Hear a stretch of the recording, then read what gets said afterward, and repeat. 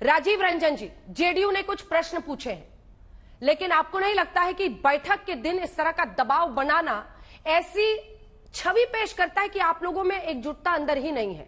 क्योंकि जो पोस्टर्स लगे उसमें सीधे नीतीश बाबू का नाम लगाया गया, हालांकि बाद में पोस्टर्स हट भी गए, लेकिन केसी त्यागी कह रहे हैं कि एक साल बर्बाद हो गया। क्या ऐसा क्यों करना है ऐसे दिन पर जिस दिन मीटिंग है? अब देखिए अंजना जी, आज की बैठक के पहले जो कुछ भी कहा गया है वो इंडिया के जीतने की संभावनाओं को और प्रबल बनाने के लिए कहा गया है। उन उपचारों की चर्चा की गई है जिससे हम स्वस्थ होकर बेहतर दिशा में आगे बढ़ पाएंगे। और जहां तक पटना के पोस्टर का सवाल है, आधिकारिक तौर पर यह कहा जा चुका है कि यह पोस्टर पार्टी की ओर से जारी नहीं किया गया है। और इसके पीछे कौन से तत्व हैं, आज के समय में बहुत कुछ समझ पाना आसान होता है, इसलिए कि कहीं ना कहीं गठबंधन के अंदर विद्वेष पैदा करने की कोशिशें भारतीय जनता पार्टी की ओर से पूर्व में भी होती रही हैं और इस एजेंडे पर वो लगातार काम कर रहे हैं। देखिए उनके अंदर घबराहट है और घबराहट इसलिए है कि ये 3 राज्यों की जीत है। देश में 5 राज्य जिसमें दक्षिण में भी चुनाव हो रहे थे, उत्तर पूर्व में भी चुनाव हो रहे थे और इन 2 बड़े क्षेत्रों में भारतीय जनता पार्टी की साख कमजोर है। इस बात के बिल्कुल ही इस जनादेश ने स्पष्ट संकेत दे दिए हैं और ये चुनाव पूरे देश का होना है। तो मुझे ऐसा लगता है कि जो कार्रवाई 89 में हुई थी और उसके बाद विश्वनाथ प्रताप सिंह के नेतृत्व में 89 में ही सरकार बनी थी, आज पिछले 10 वर्षों में 200 से ज्यादा एमपीज का सस्पेंशन हुआ और अकेले 13 दिसंबर के बाद आज तक 151 लोगों को अब तक सस्पेंड किया जा चुका है। ऐसी हताशा, ऐसी बौखलाहट, ऑडियो नहीं जा रहा उनको, ऑडियो और इस तरह के कदम जब भी उठाए जाते हैं तो यह असुरक्षा का भाव है और उन्हें यह पता है कि उनकी वापसी नहीं होने वाली है। इसलिए किसी तरीके से दमन का चक्र चलाया जाए, चाहे वो संसद हो या सड़क हो, लेकिन हम विरोध संसद में भी करेंगे। सुनिश्चित कीजिए कि गौरव जी को ऑडियो आए, नहीं तो वो जवाब नहीं दे पाएंगे विपक्षी पार्टियों का। अरविंद जी जवाब दीजिए। वो कह रहे हैं कि दमन की ये कार्रवाई है, डर की वजह से विपक्षी सांसदों को बर्खास्त कर रहा है। ऐसा इतिहास नहीं है कि एक बार में एक सेशन में इतने सांसदों को बर्खास्त किया गया हो। बोल दिया मैंने, गौरव जी कोशिश कर रहे हैं उसको ठीक करा दीजिए। एक साथ बर्खास्त किया गया। जी सवाल ये धरे धराए इंडिया गठबंधन की आज दिल्ली में बैठक थी, मतलब एजेंडा दे दिया विपक्ष ये नहीं, कैसे नहीं। सवाल ये नहीं है, सवाल ये है कि कोई भी संस्था, कोई भी इंस्टीट्यूट, कोई भी प्रीमिसेस, कोई भी मैनेजमेंट व्यवस्था से चलेगा या नहीं चलेगा। सवाल इसका जवाब देना पड़ेगा। तो ये व्यवस्था 301 सेकंड मुझे अपनी बात रख रहा हूँ। 374A रूल बुक का क्या कहता है? वो स्लोगन शाउटिंग भी मना करता है। आप समझ लीजिए, रूल के हिसाब से चलेगा। अगर ये तो ये कहें सारे लोग कि नहीं जी नहीं कोई रूल नहीं चलेगा, जिसकी जो मर्जी आए करिए, क्या ये पॉसिबल है? आपका ये चैनल है, व्यवस्था चल रही है, टीवी चल रहा है, ये बोलेंगे हम बोलेंगे, सबको मौका मिल रहा है। देखिए ये बहुत बड़ा प्रश्न है। तो प्रताप सिम्हा पर क्या कहता है? अब इसके अलावा अभी वो भी कहता हूँ, ये प्रताप सिम्हा बीजेपी सांसद जिनके पास पर दोनों आए थे, जिन्होंने ये इन्वेस्टिगेशन बंद हो गई, इन्वेस्टिगेशन कार्रवाई बंद हो गई, बिल्कुल रिपोर्ट आ गई, उनको क्लीन चिट मिल गई। ये ऐसा कहां हुआ है?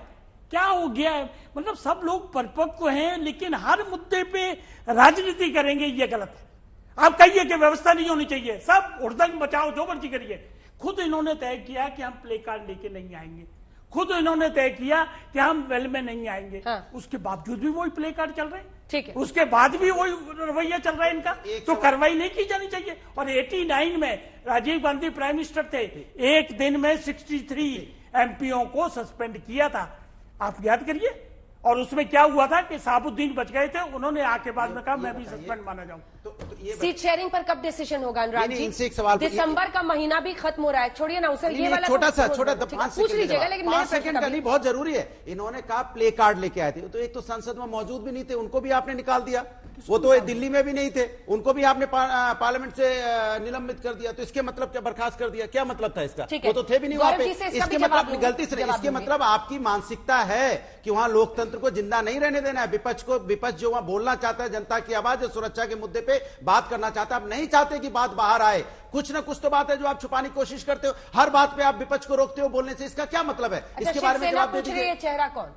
देखिए किसका चेहरा, चेहरा कौन होगा मोदी के देखिए, सामने? देश में जनता इस बार चेहरा है, क्योंकि जनता को जो सजा भारतीय जनता पार्टी दे रही है, जिस तरह से जनता को, जिस तरह से आप देखो, महंगाई हो, बेरोजगारी हो, महिला समस्या हो, किसान हो या सुरक्षा का मुद्दा हो, आप जनता के मुद्दे को बोलने नहीं देना चाहते। इसलिए जनता इस बार, ये जनता का गठबंधन है, जनता ने तय किया है कि इस बार उद्धव भारतीय जी जनता को पार्टी समझा दिया बाहर आना आपने, उद्धव जी को समझा दिया। नहीं, सभी देखिए, ये सामना में लिखा मजबूत, है। सुनिए, ये मजबूत पार्टी का गठबंधन है, इनकी तरह मजबूर पार्टी का नहीं है। ये तो अपनी पार्टी के नेता का भी नाम नहीं ले पाते हैं डर के मारे। यहाँ बात बीजेपी की करेंगे लेकिन एलजेपी की नहीं कर पाएंगे। तो मजबूत नेताओं का जब गठबंधन होता है तो उसमें लोकतंत्र होता है, अपनी बात कही जाती है, सुनी जाती है, वैचारिक मतभेद हो सकते हैं, मतभेद नहीं है। कमलनाथ जी ने अखिलेश वखिलेश कह दिया था, इसीलिए नेशनल अलायंस कमेटी में उनको जगह नहीं मिली।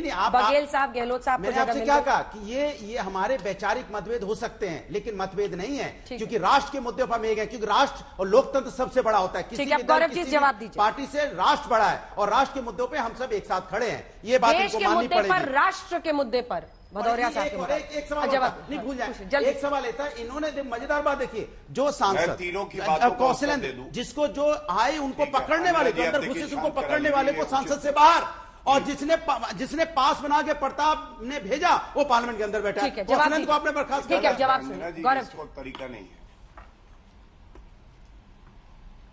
इसके बाद आ रही हूं। देखिए, तीनों की बात का उत्तर मैं देता हूं और अर्ज किया है। अखिलेश वखिलेश अभी कह रहे थे बहुत जल्दी सीटों का फैसला हो जाएगा। टूटी साइकिल दिखा रही है कि इनकी हालत क्या है। अंजना जी, आप देखिएगा, बहुत जल्दी कपड़े फाड़ेंगे एक दूसरे के। बोला आप अंजना जी, आप क्या कीजिए, हमने तो कुछ नहीं बोला। क्या बोला उन्होंने अभी स्टार्टिंग कहां से की? वो आपके चुनाव चिन्ह पर गलत है। उसके पहले क्या बोला? उसके पहले इन्होंने क्या बोला? बोला? भाटिया जी प्लीज, अगर आप नहीं चाहते आपके नेता का अपमान हो तो आप भी मत कीजिए नेता के बारे में कुछ नेता नहीं कह रहे हैं। सब आप मर्यादा कुछ भी रखेंगे। बोलते गौरव रहोगे। जी अच्छा रहेगा, ठीक है अनुराग जी, मैंने बोल दिया। गौरव जी नहीं, एक मिनट, आपने अंजना जी क्या बोल दिया? अखिलेश वखिलेश किसने कहा था? अखिलेश वखिलेश जिसने कहा था उसके साथ तो अलायंस में बैठे हैं। इसका मतलब इनकी इज्जत नहीं है। शांत कराइए, शांत कराइए। कमलनाथ जी को कोट कर नहीं कोट किया। देखिए अंजना जी, ये तरीका ही ठीक नहीं है, दर्शक देख रहे हैं। क्या बोलने दो। मर्यादा उनकी ऐसी है, क्या करें? गौरव जी आदत से। अखिलेश वखिलेश किसने कहा था? हाँ, धन्यवाद। देखिए अंजना जी, मैं बिंदुवार तरीके से जवाब देना चाहता हूं।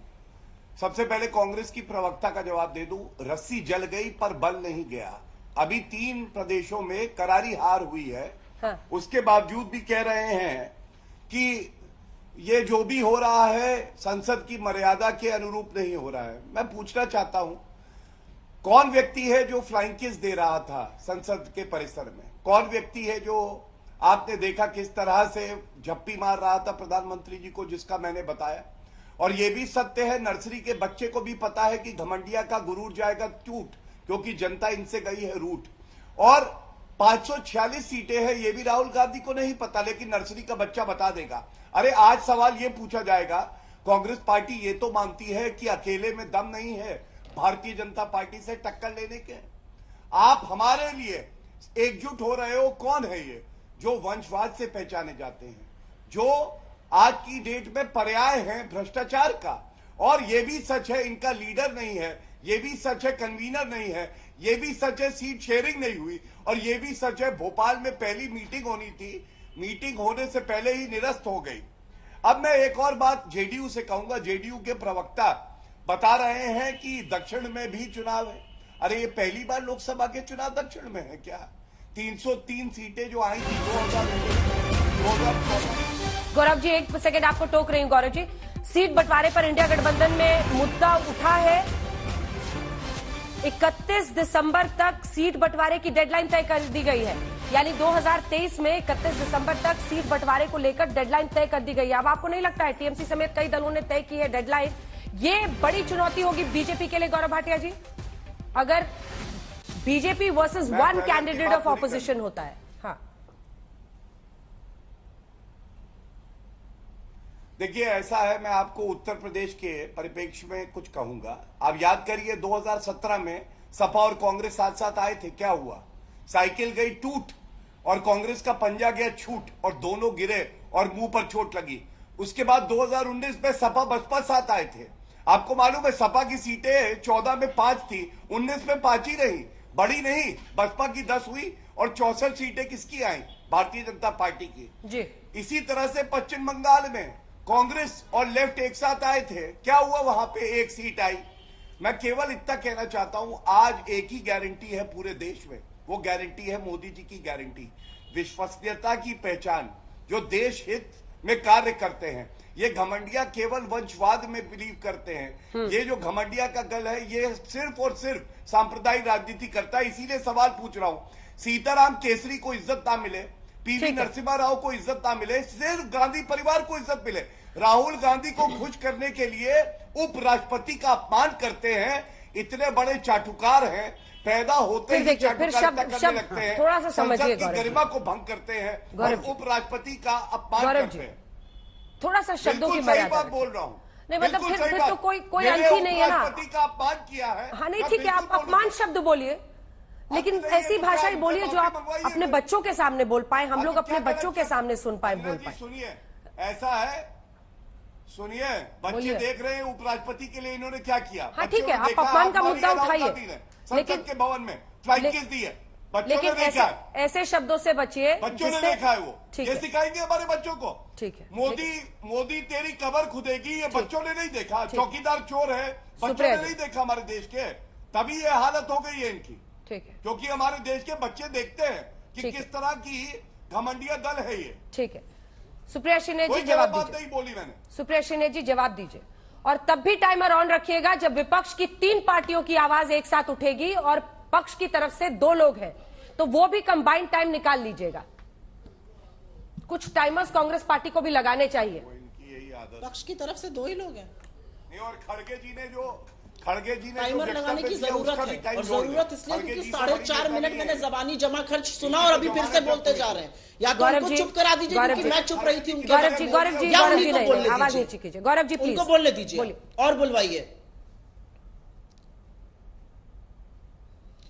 दिक्कत की बात क्या है ना, भारतीय जनता पार्टी को आपत्ति क्यों है? क्योंकि एक ही व्यक्ति ने अपने ऊपर जिम्मेदारी ओढ़ी हुई है सड़क से संसद तक स्वांग रचने की। एक ही व्यक्ति ने अपने ऊपर जिम्मेदारी ओढ़ी हुई है हर तरह की अभद्रता करने की। एक ही व्यक्ति ने अपने ऊपर जिम्मेदारी ओढ़ी हुई है हर तरह की मिमिक्री दूसरों की करने की, दूसरों को अपशब्द कहने की, और वो दुर्भाग्य से इस देश के प्रधानमंत्री है। तो जब कोई और अगर करता है तो थोड़ा सा पूरा कर लेने दीजिए, 30 सेकंड में पूरा कर लेने दीजिए, वापस दिखा दीजिए, वापस कर लीजिए। जुटवाया इंडिया के खिलाफ, हम 30 सेकंड में पूरा करेंगे और वो 4.5 मिनट बोलेंगे। बड़ी नाइंसाफी है। चलिए कोई बात नहीं, संसद में रूल्स और नियम कानून याद दिलाए जा रहे हैं। रमेश बिधूड़ी संसद में बैठे हुए हैं, ब्रजभूषण शरण सिंह संसद में बैठे हुए हैं, अजय मिश्रा टेनी संसद में बैठा रहेगा और ये संसद के नियम मर्यादा और कानून याद दिलाएंगे। इतना दोहरा मापदंड मत कीजिए कि बोलने में जबान कटने लगे। असलियत यह है कि आप जानते हैं, आप घबराए हुए हैं, आपकी तानाशाही का अंत होकर रहेगा और न्याय होगा, ये देखिएगा। और इसलिए होगा क्योंकि 38 लोग का कुनबा आपने घबरा के जोड़ा है।